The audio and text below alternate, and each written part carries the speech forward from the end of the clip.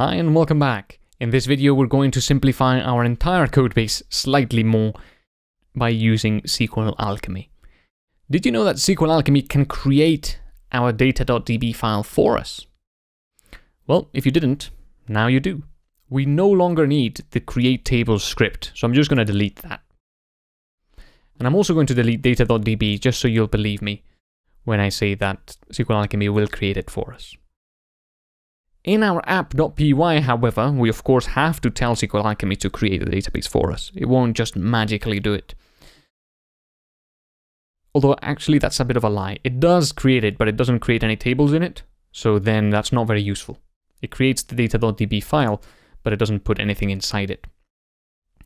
So then you'll get the errors where the database doesn't exist. So what we're going to do here is we're going to use a Flask decorator. We're moving backwards to some extent. We're not really moving backwards, but we're going a bit backwards in our knowledge and using something that comes directly from Flask as opposed to any of the extensions. So what we're going to do is at app.beforeFirstRequest. And this is a decorator that is going to affect the method below it, and it's going to run that method before the first request into this app. Okay? And this method is going to be called createTables. And all it's going to do is it's going to say db.createAll.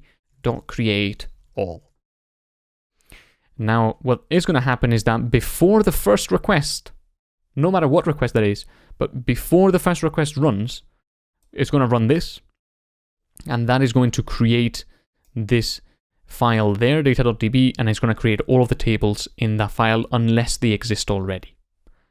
Okay, naturally, if we were using PostgreSQL, it would also create all the tables there unless they exist already, and so on.